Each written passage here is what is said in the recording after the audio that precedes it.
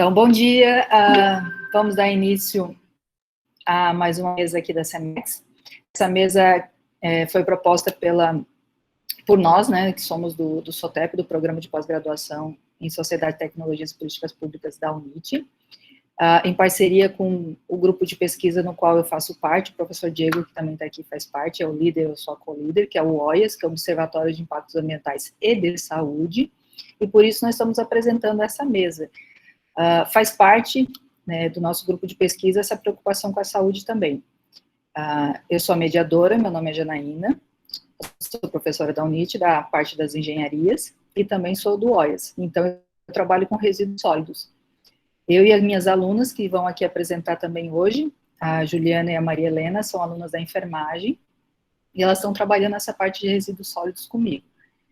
Eu convidei, elas aceitaram, eu fiquei muito feliz com isso, né, de poder contar sempre com participantes do grupo de pesquisa.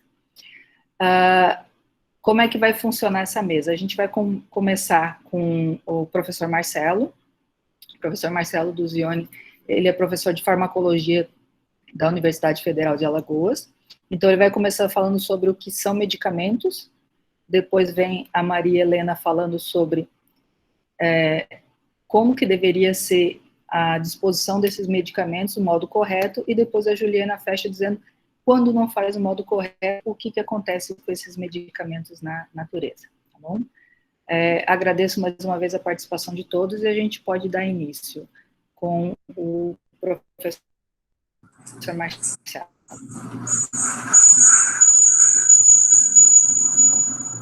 Bom dia a todos e todas, né? É um prazer estar aqui, poder compartilhar com vocês um pouquinho sobre esse trabalho e falar do importante que são medicamentos. E também algo que não é muito, ou que não está muito em evidência, que são esses impactos, esses efeitos que os medicamentos podem causar à natureza, em especial aqui o tema, né? No mar, o oceano, que muitas vezes nós não nos atentamos, né? Nós estamos sempre preocupados com os efeitos adversos que os medicamentos podem causar em nós, seres vivos, né? Mas não a natureza como um todo, tá bom? Então, eu começo fazendo uma provocação com vocês, e essa provocação diz respeito a o que é, na verdade, né, um medicamento, né? Porque quando nós vamos, por exemplo, à farmácia, e lá chegamos e perguntamos ao balconista ou ao farmacêutico que lá está, e apresentamos uma receita, geralmente nós perguntamos, eu gostaria desse remédio, né? Ou eu gostaria desse medicamento. E a provocação, então, é no sentido de remédio e medicamento são a mesma coisa, né? Será que existem diferenças entre remédio e medicamento? Será que quando eu vou à farmácia e falo, eu quero um remédio, eu estou usando o termo apropriado? Ou eu quero um medicamento é o termo mais apropriado? Isso, talvez, no nosso dia a dia, nós não tenhamos ou não damos a devida importância. Mas, conceitualmente, né, existem nuances, existem diferenças entre remédio e medicamento. Tá? Então, começando então por remédio, né, que é uma palavra usada pelo leigo como sinônimo de medicamento ou uma especialidade farmacêutica. Mas nem tudo que é medicamento é remédio. Por quê? Veja só, tudo que eu faço, né, com o sentido, com o objetivo de levar um bem-estar àquela pessoa que está doente ou com um sofrimento, é visto como um remédio. Então, aquela massagem que você faz, aquele caminhar à orla, né, para pegar um pouco de sol, aquela garrafada, né, muito comum, né, para as pessoas que não têm acesso a alguns tipos de medicamentos ou que têm determinadas crenças, né? Então, esses remédios, né, como um todo, são destinados no sentido de aliviar um sofrimento, tá? Então, nesse sentido, é usada essa palavra remédio. Quando eu venho para medicamento, eu venho para um produto da indústria farmacêutica, um produto que foi tecnicamente elaborado, obtido e que tem uma finalidade, seja ela profilática, curativa, paliativa, né, ou até mesmo para fins de diagnóstico, né, aqueles contrastes que nós usamos, por exemplo, para exames radiológicos ou outros exames de imagem, por exemplo, tá? Então, nesse sentido, então, quando você usa um produto da indústria farmacêutica que vai lhe trazer um bem, né, isso é visto como um medicamento. E também pode ser visto como um remédio. Então, todo medicamento, ele passa a ser um remédio, mas nem todo remédio é um medicamento. Então, se a gente pegar o exemplo que foi dado anteriormente, do sol, pegar o caminhar no sol, a atividade física, né, são remédios, mas não são medicamentos, não são produtos dessa indústria farmacêutica, tá? Então, eu tenho aqui alguns exemplos, né, de medicamentos, da apresentação desses medicamentos. Então, eu tenho aqui uma apresentação de um medicamento muito comum, de pirona sódica, para alívio de dor, febre, né? E algumas formas também dele se apresentarem, algumas formas farmacêuticas, né? Como cápsula, comprimido, né? Então, isso é um medicamento. Então, só para reforçar, todo medicamento é um remédio, mas nem todo remédio é um medicamento. O medicamento, ele é um produto da indústria farmacêutica que tem uma finalidade, que tem um objetivo, que tem, né, a busca de um efeito curativo, paliativo, profilático, né? Enquanto que o remédio como um todo, né, tenta trazer um alívio, né, ou um bem-estar a esse indivíduo. E aqui, então, um exemplo de um medicamento. Quem já deve ter usado, né, isso é uma apresentação de cápsula, né, e dentro dessa cápsula tem esse pozinho branco. Então, aqui nesse pozinho branco, né, eu tenho o meu fármaco. Né, então, agora já tem um conceito novo, né, fármaco, né, ou substância ativa, que compõe esse medicamento.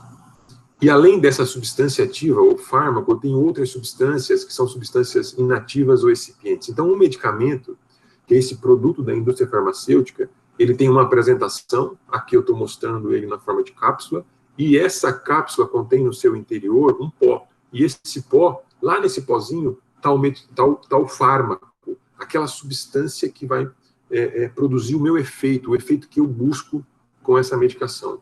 Só que, junto a esse fármaco, existem outras substâncias que não têm efeito farmacológico propriamente dito, ou não têm um efeito em produzir, né, uma resposta fisiológica, mas é extremamente importante, né, essa substância estar ali para permitir que esse fármaco consiga exercer o seu efeito.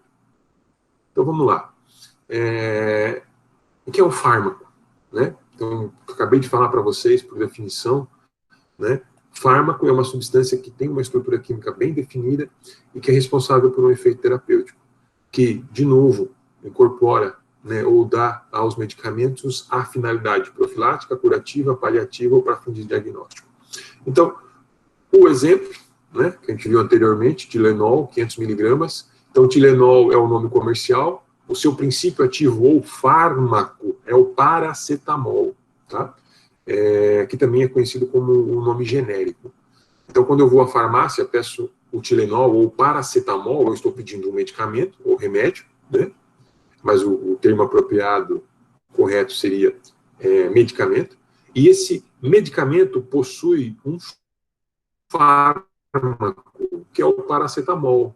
Além dessa substância ativa, que é responsável por esse efeito terapêutico, que é analgésico e antipirético, então aliviar a dor e baixar a febre, né? Muito bom para a criança, por exemplo, quando está com hipertermia, o aumento da temperatura corporal acima de 37,8, né? Esse medicamento, ele possui esse fármaco, que tem aqui, como a gente pode ver ao lado, uma estrutura química bem definida, né? E é responsável por esse efeito terapêutico, analgésico e antipirético. Mas, quando a gente observa, assim, Tilenol, paracetamol, a gente pensa, poxa, então cada medicamento tem um fármaco. Não necessariamente. Alguns medicamentos podem possuir 2 ou mais fármacos, né? Então, aqui tem um anticoncepcional, né, uma substância dada por via oral, que é combinado. Então, ele combina 2 fármacos, né? Etinilestradiol e bezogestrel. Então, são 2 fármacos com estrutura química bem definida, com seus efeitos terapêuticos bem claros. Ou seja, anticoncepção. Tá? E, então, em relação a essas substâncias inativas ou excipientes, que são substâncias que estão lá presentes, se a gente pegar, por exemplo, o Tilenol, né, a sua composição, a gente vai ver que o 500 miligramas que ele está falando é somente de paracetamol, mas se eu pegar essa cápsula e colocar numa balança, eu vou ver que passa de 500 miligramas.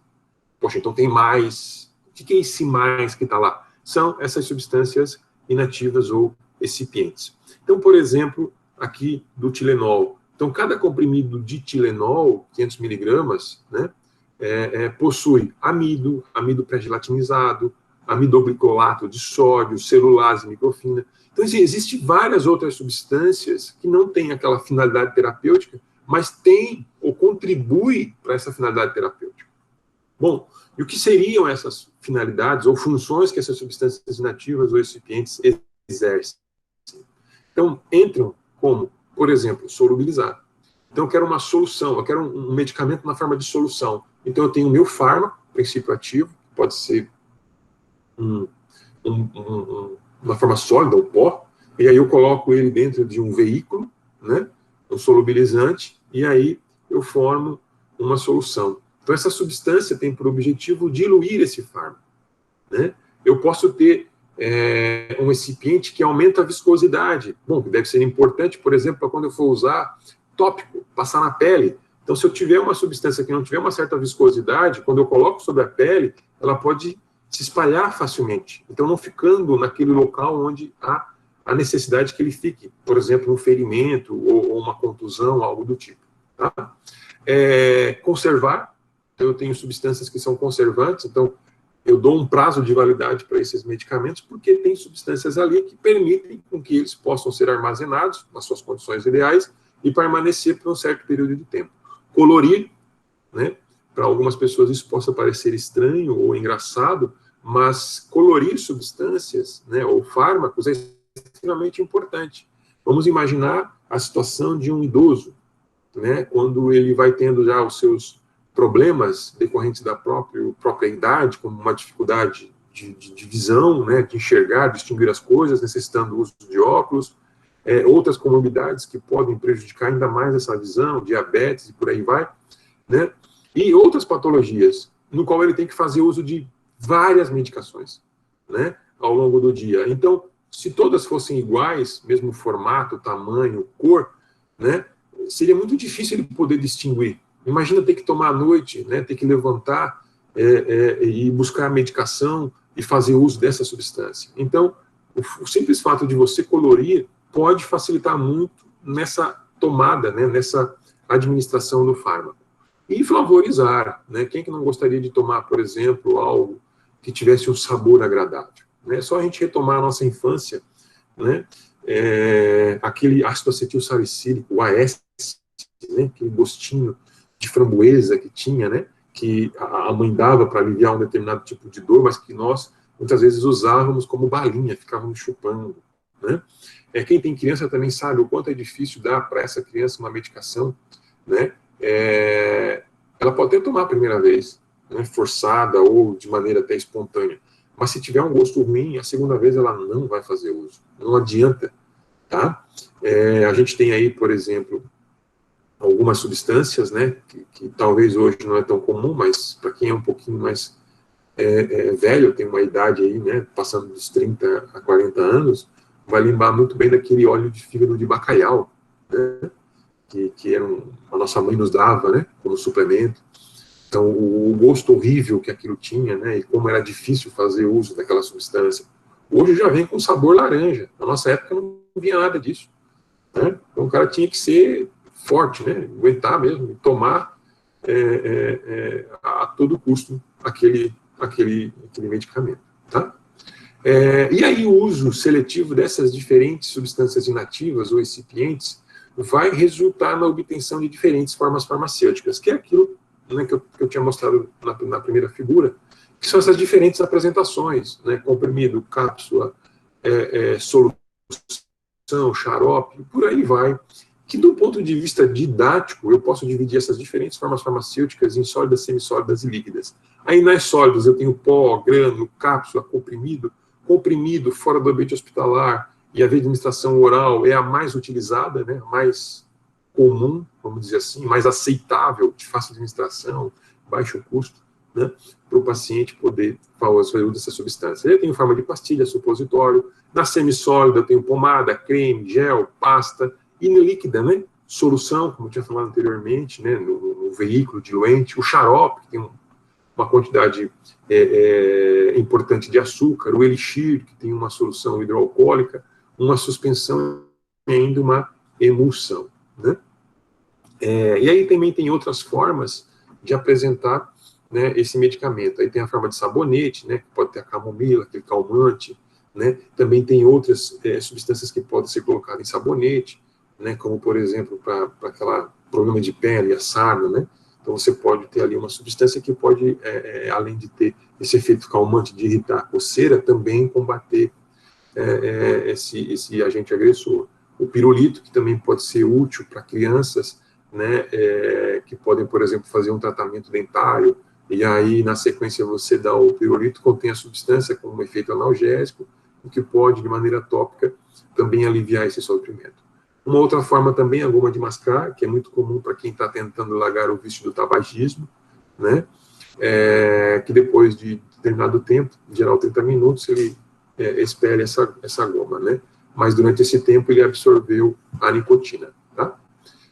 Então eu tinha basicamente isso para falar para vocês sobre medicamentos. Então, estabelecer um conceito, definir o que é um medicamento, falar como ele pode ser apresentado à população, essas diferentes formas farmacêuticas, e que o medicamento ele tem por objetivo uma finalidade lá, que ela pode ser profilática, curativa, paliativa, de diagnóstico, e que todo medicamento ele possui um efeito adverso. Tá? E esse efeito adverso ele é visto em nós, seres vivos. Mas agora o medicamento, quando lançado na natureza, ele também pode produzir um efeito adverso. Tá? Seja diretamente pelos seus efeitos que ele pode provocar naquele ser vivo que ele vai atuar. Vamos lembrar que medicamentos não são só usados na gente, né, humanos. O medicamento hoje pode ser usado, por exemplo, né, nos pets, né, para aliviar determinado tipo de sofrimento. E os medicamentos, eles são direcionados não somente a nós, seres vivos. Vamos pegar, por exemplo, um antimicrobiano, que ele é direcionado para combater uma bactéria, um antifúngico, e por aí vai, tá?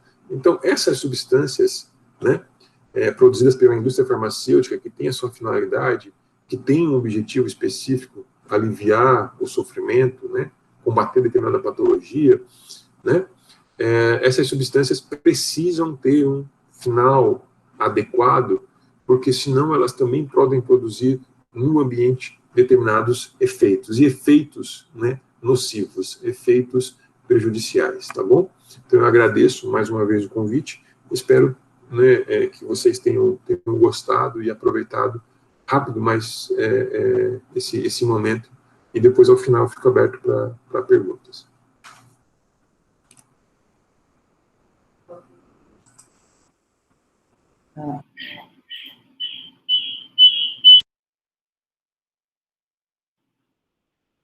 Então, muito obrigado, professor Marcelo, muito esclarecedor. Como o professor falou, no final a gente vai abrir para perguntas. Então, como falou, vai ser uma sequência. Primeiro, o que é medicamento, qual o efeito dele, como que a gente faz para descartar ele, e o efeito na natureza. A gente vai começar agora com a apresentação da Maria Helena. Você pode botar a sua apresentação, Maria Helena. Maria Helena, como eu falei, é estudante de enfermagem da UNIT, é do 7º período, é minha aluna de iniciação científica e também faz parte do nosso grupo de pesquisa, que é o Observatório de Impactos Ambientais e de Saúde, o OIAS. Muito obrigada, Maria Helena, por ter aceitado esse convite, e pode começar a sua apresentação. Se quiser se apresentar também de novo, fica à vontade.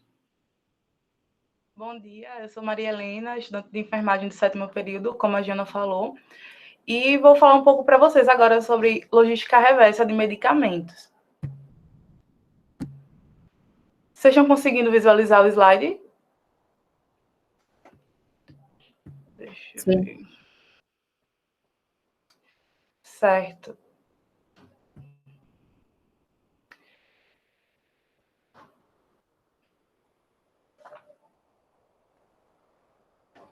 Eu vou começar mostrando para vocês esse dado aqui, tá? Que, segundo a Brasil Health Service, ele mostra que cerca de 1 quilo de medicamento descartado via esgoto pode contaminar até 450 mil litros de água.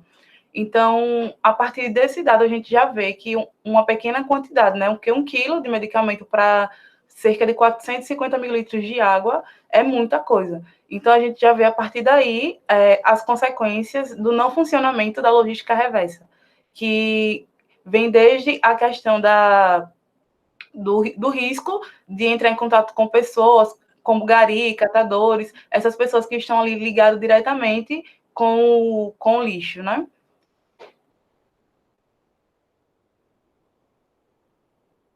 Então, a logística reversa, ela é basicamente o fluxo invertido do processo de compra, tá? A gente faz a compra desse medicamento e aí, de certa forma, várias pessoas acabam descartando esse medicamento no vaso sanitário, na pia ou em lixo comum. E a logística reversa, ela vem aí justamente para que esse descarte incorreto ele não aconteça, tá? Então, ela vai ocorrer da forma seguinte. A gente vai comprar esse medicamento. Depois que fizer o uso desse medicamento, a gente vai devolver para a farmácia ou drogaria onde foi comprado esse medicamento, tá? E aí, essa farmácia, ela vai devolver para a indústria que produziu, e aí a indústria vai fazer esse descarte ambientalmente correto, que mais à frente eu vou falar mais um pouco para vocês. Aqui é só para ilustrar como funciona o esquema da logística reversa. Então, quando se fala em logística reversa, a gente tinha, né, ainda tem, só que a Política Nacional de Resíduos Sólidos, que deixou de ser uma política e virou uma lei. Então, ela trata de uma forma geral sobre todos os resíduos sólidos, tá? Que são os materiais que podem ser reciclados, reaproveitados, sejam eles domésticos ou não, industriais. E ela também determina a implantação dessa logística reversa de uma forma geral, como pneus, lâmpadas, baterias. A gente ouve muito falar nessa questão de pilhas e tal, e também de medicamentos, tá? Só que ela trata de uma forma bem geral. Ela não especificava nada em relação aos medicamentos. Então, a gente teve um grande avanço agora no ano de 2020, a partir do mês de junho, tá? O presidente sancionou um decreto, que é esse decreto aqui que eu vou falar para vocês, que é o decreto 10.388, que foi publicado no dia 5 de junho desse ano, e um avanço enorme em relação a essa questão de como lidar com o descarte incorreto de medicamentos, que só vem aumentando a cada ano. Então, esse decreto, após 10 anos da publicação da Lei de Resíduos Sólidos, ele veio especificamente para lidar com a questão dos medicamentos. Então, ele institui o sistema de logística reversa para medicamentos domiciliares, vencidos ou em desuso, tá? E de uso humano. É bem importante falar isso. Esse decreto ele só vai abranger esses medicamentos que sejam de uso humano. E também ele abrange a questão da embalagem, tá? Não só o conteúdo, mas a embalagem também ela deve participar dessa logística reversa. Então, essa norma ela vai dispor sobre todo o percurso que essa logística deve ocorrer. Então, ela vai tratar da estruturação, da implementação, da operacionalização, que é como vai ocorrer, tá? Essa logística reversa. E o mais importante desse decreto é que ele veio bem estruturado, bem organizado, e ele vai deixar bem claro aí a participação dos fabricantes, importadores, distribuidores, comerciantes e principalmente os consumidores, que é por onde vai iniciar essa cadeia, tá? Ela vai trazer aí atribuições e responsabilidades para cada um desses que estão participando da logística reversa. Então, esse decreto, ele passa a entrar em vigor a partir de 180 dias após a sua publicação, tá? Então, a sua vigência vai sair a partir do dia 3 de dezembro. E esse decreto ele foi dividido em 2 fases, tá? Então, a primeira fase é onde vai ser instituído o GAP, que é o Grupo de Acompanhamento de Performance. Esse grupo ele vai ser responsável por organizar a logística, tá? Como vai ocorrer aí essa cadeia farmacêutica. Ele também vai ser responsável pela coleta dos dados, por exemplo. A logística reversa, ela sempre existiu, só que não de forma unificada, como a gente está vendo agora por conta desse decreto. Vários estados já tinham aí suas logísticas reversas de medicamento, só que não era nada unificado nacionalmente. Então, a partir da implementação desse decreto, quando a logística reversa estiver implementada em todos os estados, esse grupo, que é o GAP, vai ter que emitir um relatório a partir do primeiro ano de implementação, contando aí todos os volumes de medicamento que foram arrecadados durante essa logística reversa. Então, esse grupo, o GAP, vai ficar responsável por isso. Já a segunda fase, ela vai ser o início em si da logística reversa, tá? É onde vai ocorrer a habilitação de prestadores de serviços e a elaboração do plano de comunicação e qualificação dos líderes de entidade para apoio na implementação. Essa parte aí eu achei muito interessante, bem importante, porque, assim, a gente já ouvia falar em logística reversa, só que a população em si, esse conhecimento não chegava nessa população. Então, a gente sabe, como é de conhecimento, algumas pessoas já sabiam da questão de pilhas, mas de medicação, muitas pessoas não sabem. Então, esse decreto, ele veio pensando justamente nisso, nessa questão de espalhar a comunicação sobre o assunto. Gente, perdão, vai passar um helicóptero aqui. E a segunda fase também, ela vai contar com a instalação de pontos fixos de recebimento desses medicamentos, tá? Esses medicamentos que vão ser descartados pelos consumidores, ela também vai contar com a viabilização do processo de transporte em todas as etapas, distribuidor, operador, indústria e etc. Então, ele vai ter a fase de implementação desse decreto, tá? Então, no prazo de 2 anos, todas as capitais e municípios com população superior a 500 mil habitantes serão contemplados com os pontos de coleta. E em até 5 anos, os municípios com população superior a 100 mil moradores. Então, nesses primeiros 2 anos de implementação desse decreto, eles vão contemplar esses municípios que têm essas populações superiores a 500 mil habitantes, tá? Porque como ainda está iniciando, ainda essa implementação vai ser basicamente um teste, eles vão fazer logo essa divisão para depois ir aí espalhando pelos outros municípios. Como eu já tinha falado para vocês, vai ocorrer a habilitação de prestadores de serviços que vão atuar nesse sistema de logística, tá? Vai ocorrer a elaboração do plano de comunicação, porque aí eles vão ter que qualificar, como eu falei para vocês, os formadores de opiniões, as entidades de liderança, justamente para que essa logística venha chegar até os consumidores, tá? Porque vai começar aí com a questão da população mesmo, ter essa consciência de devolver essa medicação para o seu local de compra, ter a consciência de não fazer o descarte incorreto, de devolver. Então, vai ser uma fase bem realmente da questão de educação em saúde, ter que educar a população, fazer propagandas, e esse decreto ele veio justamente com esse foco, tá? E também a instalação de pontos fixos para o recebimento desses medicamentos domiciliares. Então, as farmácias que vão ser escolhidas, né, elas vão ter que ter esses pontos fixos de recebimento, e esses pontos eles terão que ter cartazes, terão que ter placas explicando tudo de forma bem clara para esses consumidores.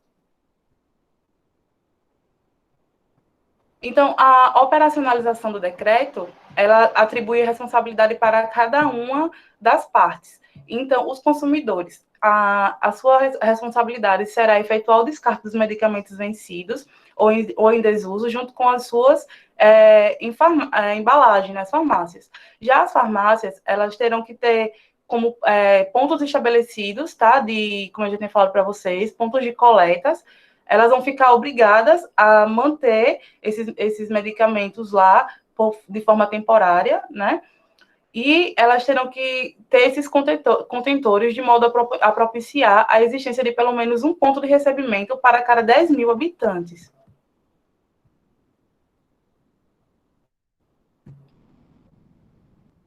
Já os distribuidores, eles ficam obrigados a realizar suas expensas, a coleta de sacos, de caixas ou de recipientes contendo os medicamentos descartados nas drogarias e farmácias e transferi-lo até o ponto de armazenamento secundário, porque o armazenamento primário vai ser as farmácias, né? Quando o consumidor chegar e deixar lá, vai ficar lá de forma temporária, de forma primária. Após isso, os distribuidores fazem essa coleta, também fica lá de forma temporária, tá? Vai ser o armazenamento secundário. E aí vem os fabricantes e os importadores, que eles vão ser obrigados, tá, a custear a destinação final, o ambientamento adequado. Ou seja, eles vão ter que dar o fim ambientalmente adequado para essas medicações, para todos esses medicamentos que chegarem nessas farmácias.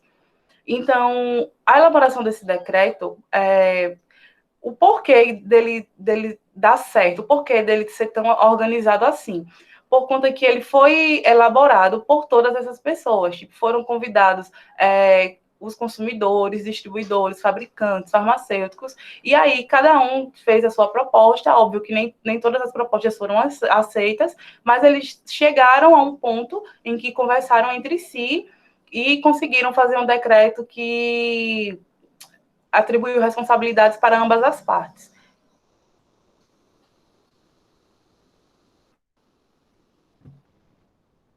Então, a última parte que o decreto aborda é a questão dos relatórios, que após o segundo ano de implementação desse decreto, eles vão ter que emitir cada município que estiver com o decreto implementado, eles vão ter que emitir esses relatórios. Então, o primeiro relatório ele vai ter que conter o volume de resíduos retornado ao sistema de logística reversa e destinado de maneira ambientalmente adequada, ou seja, esses relatórios vão servir justamente para fazer essa contabilização da quantidade de medicamento que vai estar voltando, tá, para ter o fim adequado.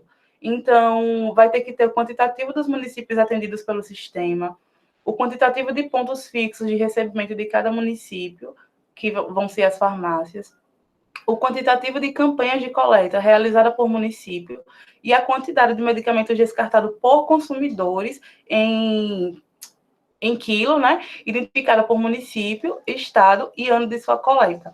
Então, esses relatórios vão ser bem importantes para fazer realmente essa medição se esse decreto veio realmente a funcionar e mais tarde, mais à frente, fazer essa comparação, né, da questão do antes do decreto e após o decreto. Então, a gente espera que esse decreto dê muito certo, porque é uma evolução enorme em relação à diminuição da geração desses resíduos. E foi isso. Obrigada, agradeço a todos que presenciaram a minha apresentação. Obrigada, Maria Helena. Realmente é importante a gente saber isso, porque quem nunca teve remédios em casa é que não soube o que fazer com ele, né? Eu mesmo tenho muito remédio que a gente, isso está vencido, está vencido, está vencido. O que a gente faz com ele, né? Normalmente joga no lixo, que é onde entra agora a Juliana. Juliana pode começar a apresentação, que vai dizer o que acontece se esses medicamentos realmente não forem descartados de maneira adequada, né? O que acontece? Agora que vai entrar, o decreto ainda vai entrar, né, como mostrou a Maria Helena muito bem, vai entrar ainda, mas até agora não tem um decreto, então não tem nada que diga o que você fazer com os medicamentos, né, então é muito importante esse tipo de apresentação mesmo. Muito obrigada, Maria Helena. Juliana, todo seu, o palco. Juliana também é estudante de enfermagem da UNIT, do 7º período.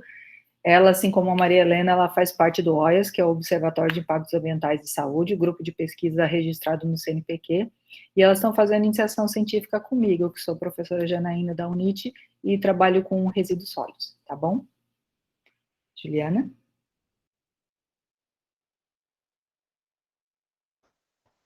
Bom dia, galera. Vocês estão conseguindo ver aí a minha apresentação? Sim. Tá. Vou começar a apresentar aqui.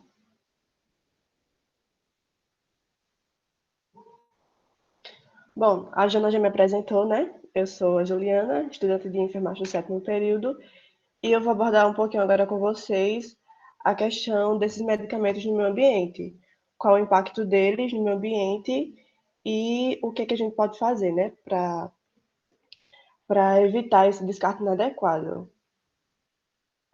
Então, a pergunta que serve meio que para nortear essa conversa é o porquê da abordagem desse tema. A gente escolheu abordar esse tema justamente por essa questão do desconhecimento da população sobre esse tema. De acordo com um dos artigos que eu usei para montar essa apresentação, ele cita que muitas pessoas elas não têm o conhecimento sobre esse descarte inadequado dos medicamentos. E daí ele cita principalmente as pessoas de baixa escolaridade, que não têm tanta essa informação sobre esse descarte inadequado. Mas a gente sabe que isso não é só um problema que atinge essa população, mas que muitas pessoas elas não têm esse conhecimento. Geralmente, quando a gente fala em preservação do meio ambiente, a gente pensa em não usar tanta energia, economizar água, fazer a coleta seletiva do lixo, mas aí nessa coleta, especialmente, a gente não tem tanta essa presença do fármaco como componente desse descarte. A gente tem a questão do vidro, a questão do papel, a questão do plástico, mas especialmente a questão do fármaco, a gente percebe que não é tão presente na questão desse descarte no lixo. E também, além de apresentar para vocês, a gente traz aí a conscientização sobre esse tema.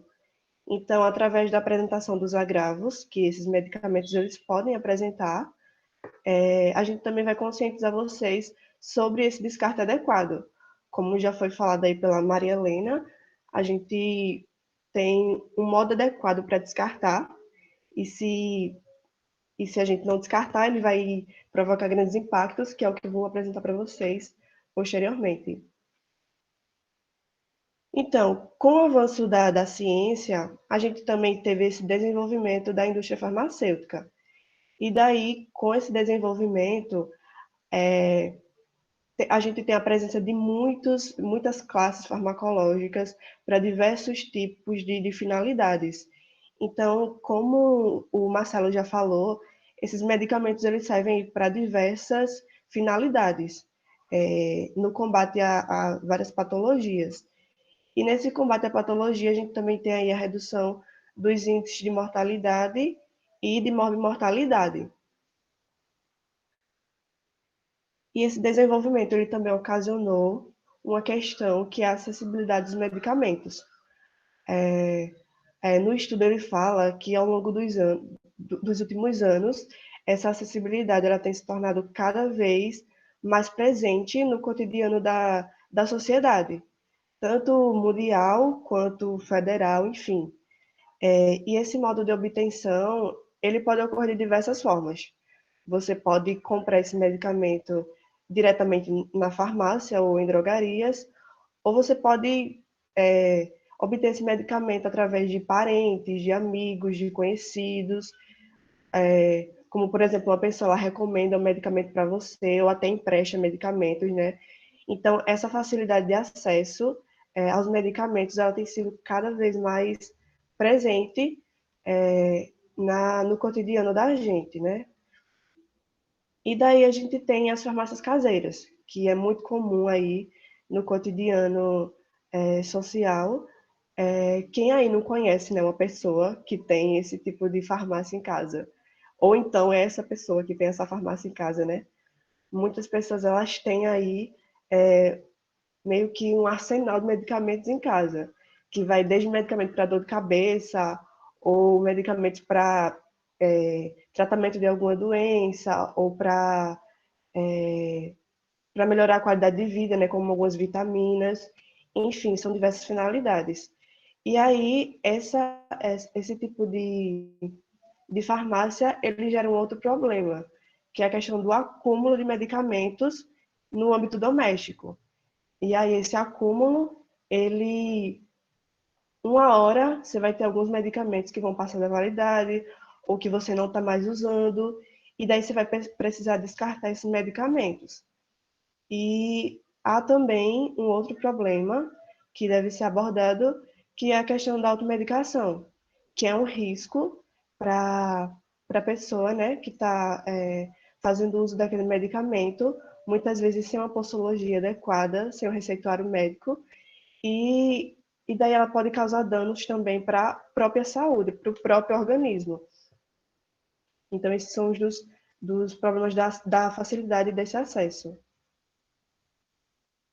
A Constituição, ela traz para a gente uma responsabilidade e um direito, que ele está presente no título 8, no capítulo 6, especificamente no artigo 25.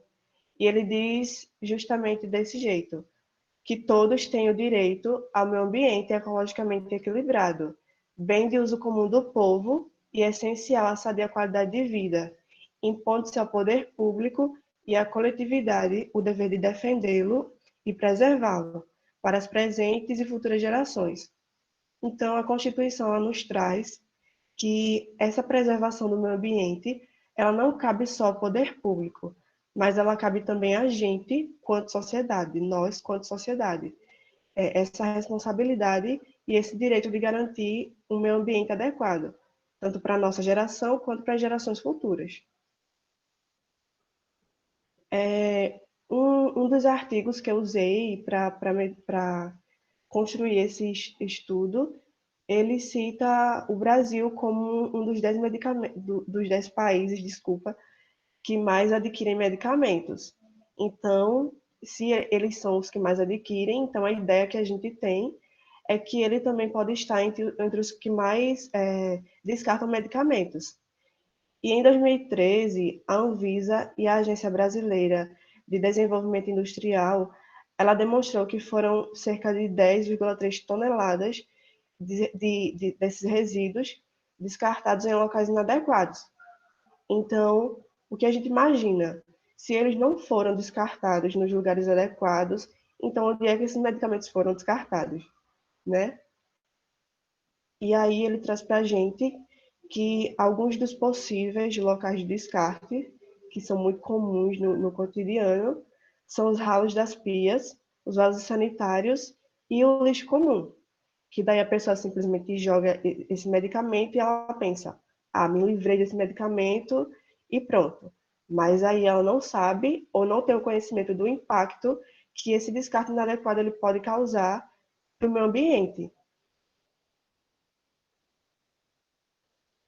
E em relação ao destino desses fármacos, a gente tem aí eu trouxe aqui duas figuras que demonstram um pouco desse destino do fármaco. Quando descartados no esgoto, por exemplo, nos ralos das pias ou nos vasos sanitários, a gente sabe que eles vão cair no esgoto, né? E esse esgoto, ele vai percorrer um longo caminho até chegar nos tratamentos de esgoto. E após esse tratamento de esgoto, essa água que foi tratada, ela vai desaguar em rios ou praias ou lagoas. E aí muitos desses medicamentos, eles meio que resistem a esse tipo de tratamento. Ou seja, esse resíduo de água que foi tratado, ele ainda pode possuir uma pequena quantidade do fármaco que vai ser depositado nos rios. E aí é onde a gente tem o impacto e a poluição do ambiente aquático. Já no nível sólido, a gente tem a presença desses fármacos nos grandes lixões, que quando ele é depositado no lixo comum, ele vai cair aí nesses grandes lixões, e além da possibilidade de contaminar esses solos, a gente ainda tem a possibilidade de intoxicação das pessoas que trabalham com esse tipo de lixo. Então, a gente tem alguns catadores de lixo que trabalham diretamente, né, com esses resíduos, e também a gente tem o pessoal que trabalha com a reciclagem. Então, aí, além do contato deles e da possível intoxicação por esses medicamentos, a gente tem também um impacto ao solo. devido à presença desses medicamentos.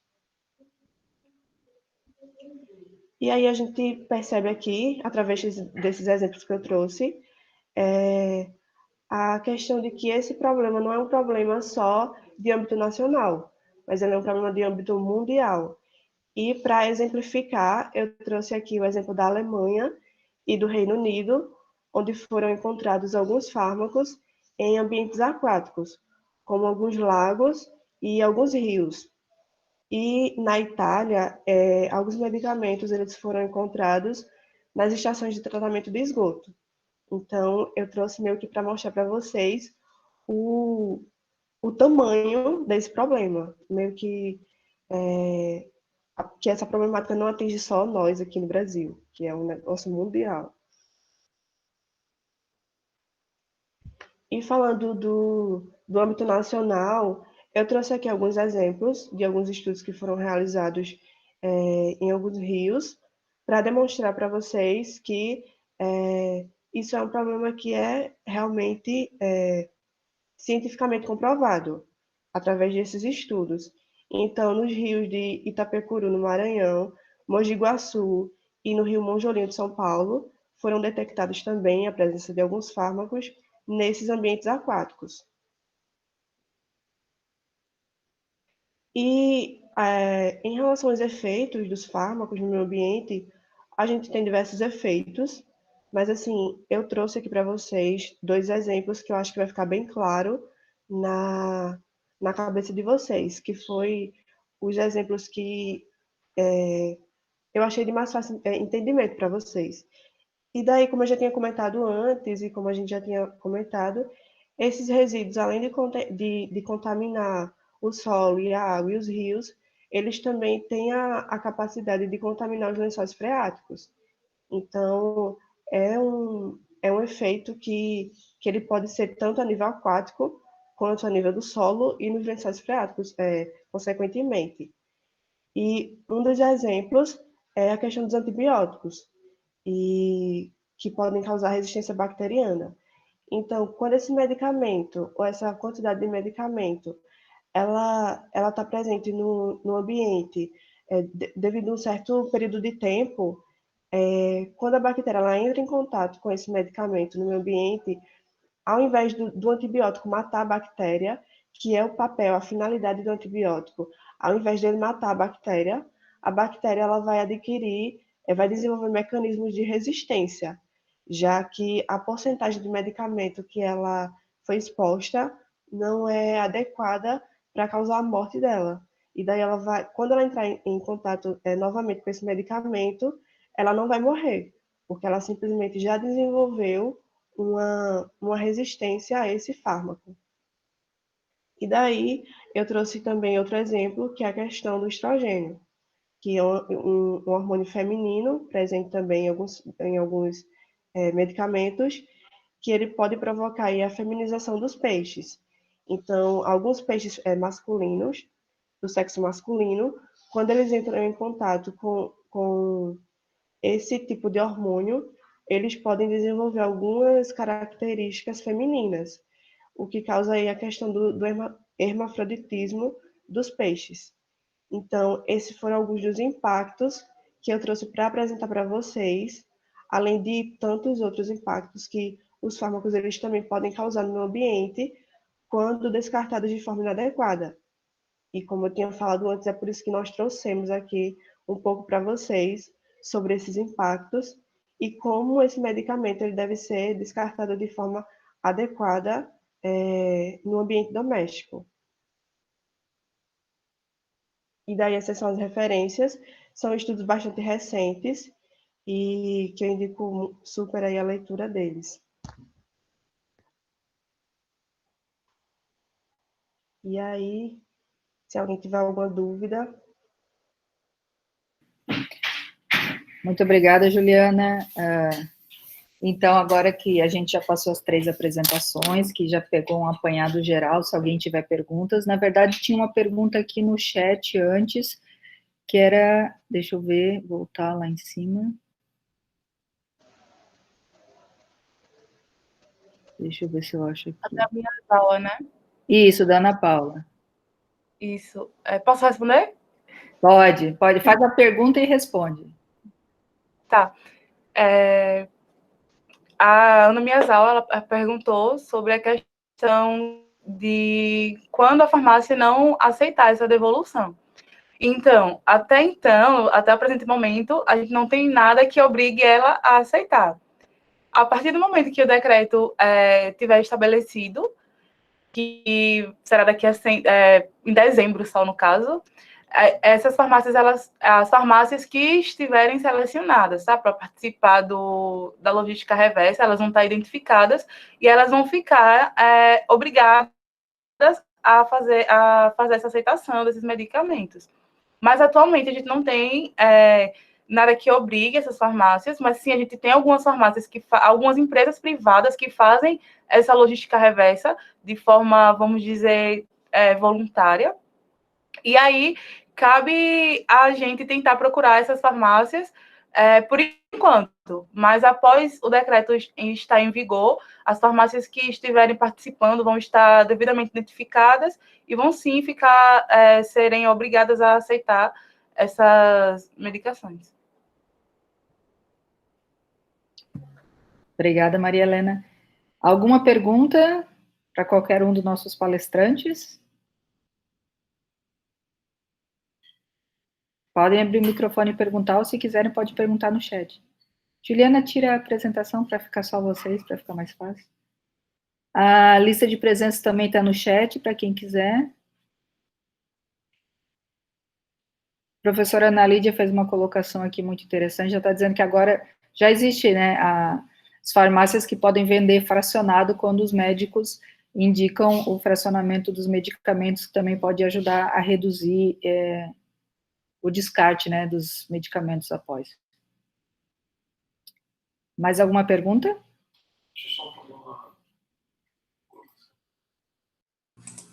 Deixa eu fazer um comentário. Começou a falar da política reversa de medicamentos, eu fui na legislação e, curiosamente, no artigo 22, 23, ele fala sobre as penalidades, né? E causa espanto quando ele fala no artigo 23, parágrafo único, que as entidades representativas a que se refere o caput não serão responsabilizadas pelo descumprimento ao disposto nesse decreto. E o descumprimento ao disposto nesse decreto sujeita os infratores à aplicação de sanções previstas em lei, em especial quanto ao disposto na Lei 9.605. Eu não sei, parece que não está claro isso para mim, né? Se serão punidos ou não, caso não aceitem, né? Ou descumpram alguma dessas normativas. Tá um pouco né? E também quem fiscaliza, né? Quem que fiscaliza isso? Como eu falei anteriormente, A Anvisa, quem que é responsável por fiscalizar isso? Eu acho que essa política de medicamentos reversos ela é muito boa, eu acho que é um marco, mas precisa de deixar claro algumas coisas, sabe? isso. Como eu falei anteriormente, essa política ela foi elaborada justamente por todos que compõem essa cadeia. Fala das obrigações, das responsabilidades e das penalidades desse artigo.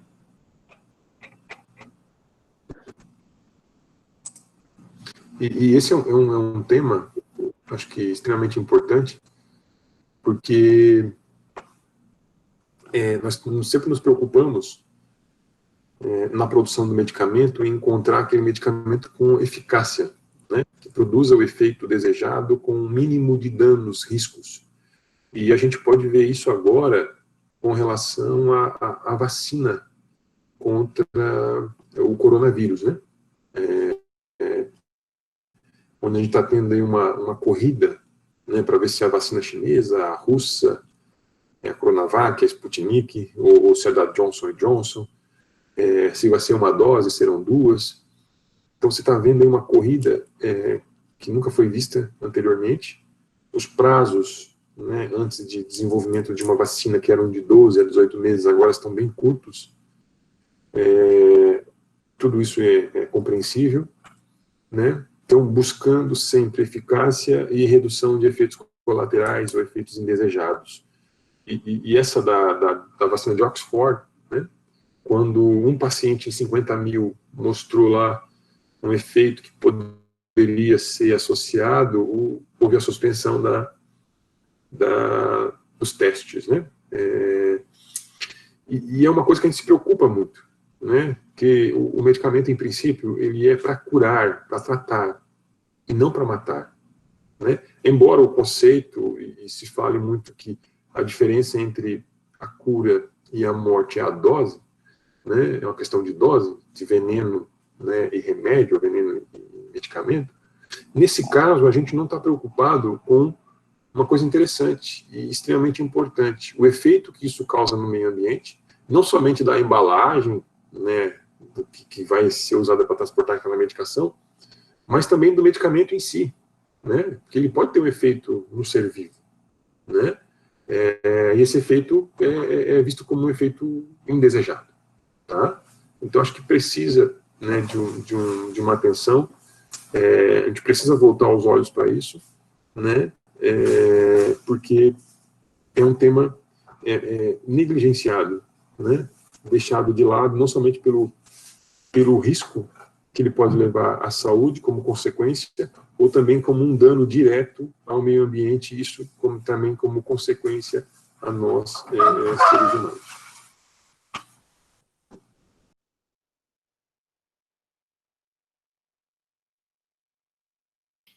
Muito obrigada, professor Marcelo. Mais alguém gostaria de falar alguma coisa? Eu vi aqui, aqui no chat está dizendo a professora Ana Lídia relata, é verdade, a professora Ana Lídia relata que mesmo para os profissionais de saúde quais são treinados, também tem descarte de modo incorreto dos próprios profissionais, né? Então, agora como a Maria Helena explicou bem, né, agora você vai ter farmácia identificada com quem estiver recolhendo, isso ajuda muito. Alguma outra pergunta para nossos palestrantes?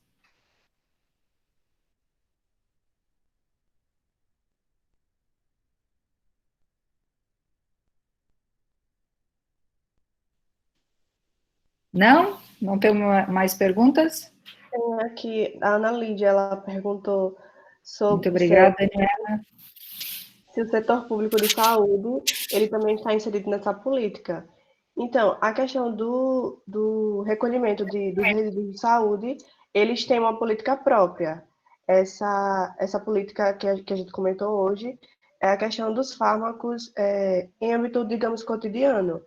Já o setor público de saúde, ele tem uma política própria que regulamenta e orienta sobre essa questão do recolhimento desses resíduos, que eu não lembro agora qual é a política, mas eu posso procurar aqui para mostrar para vocês. Tem mais alguma coisa?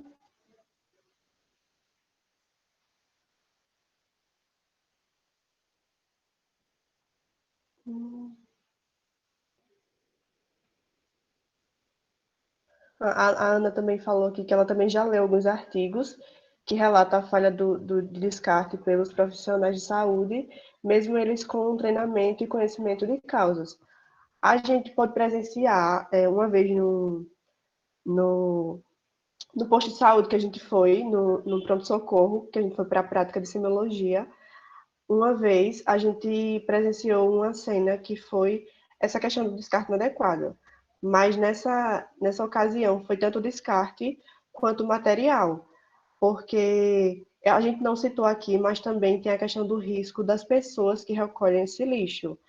E aí as pessoas descartam seringas e muitas vezes pode provocar também tanto essa poluição quanto também o acidente dessas pessoas, né, que têm um contato com esse material.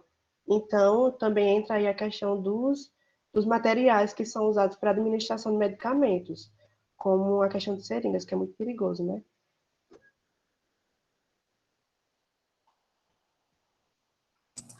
Eu acredito que as universidades, né, esses centros de formação, em especial esses cursos da área da saúde, e agora também, né, alguns que têm a parte de ambiente na sua grade, eles podem voltar ou se preocupar com esse tema. E a própria legislação, ela deixa isso claro, né? As campanhas, né? Então, eu acho que uma forma de combate a esse descarte inapropriado, ou até mesmo um estímulo a essas políticas de tecnologia ou de reversa, né? Poderia ser que esses cursos de farmácia, né, enfermagem, medicina, ou até mesmo outros, né, da área mais ambiental, das engenharias, poderiam se engajar nesse sentido de estimular ou mesmo fazer campanhas, né, deixar bem claro à população, tornar muito mais visível essa legislação. Quem sabe daqui a algum tempo a gente passa a colher um pouco dos frutos, né, dessas campanhas, né, onde as pessoas ficam mais ligadas, antenadas. Aqui em Maceió, antes mesmo dessa legislação, havia uma farmácia que já fazia isso, né, que recolhia esses medicamentos e dava o destino apropriado, né. Acredito agora que com essa nova resolução, essa nova lei, mais farmácias, né, obrigatoriamente agora, passarão a adotar essa política e, né, não deve se deixar cair no esquecimento. Eu acho que é um tipo de política que é um marco e que precisa, né, esporadicamente ser reforçada para que a população crie o hábito, né? Assim como foi feita com os medicamentos genéricos, que no começo havia, por parte da população, um certo receio, porque achava que aquele medicamento, por ser mais barato, não era tão eficaz quanto o medicamento de referência, né? Então, eu acho que com as políticas, né, de divulgação, de conscientização, eu acho que isso é extremamente importante e a universidade pode ter um papel-chave, né, em contribuir para essa conscientização. Tá? Eu acho que fica aí o alerta para esses cursos, para que adotem como uma extensão, né, um projeto de extensão, esse tipo de iniciativa.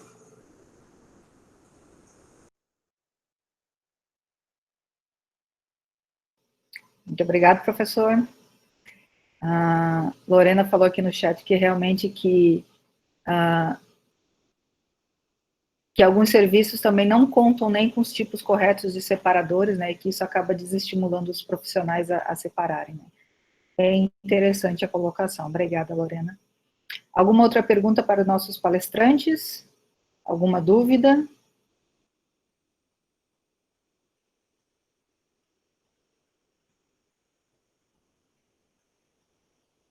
Bom, se não tem mais, agradeço muito, professor Marcelo, Juliana, Maria Helena, muito obrigada por vocês terem se dispostos a participarem dessa mesa aqui na CEMEX. Agradeço a todos os participantes que ficaram até o final. Muito obrigada a todos. E um bom dia a todos, né? Vamos desfazer a mesa. Muito obrigada por vocês. Fiquei muito feliz, principalmente as estudantes, né? Acho que não sei se é a primeira vez ou não que estão apresentando, mas foram muito bem, fiquei bem feliz. Agradeço novamente e muito obrigado a todos que ficaram. Tem a lista de presença no chat também, para quem ainda não assinou. Muito obrigado, gente. Bom dia para vocês. Até mais. Obrigado, pessoal. Tenham um ótimo dia.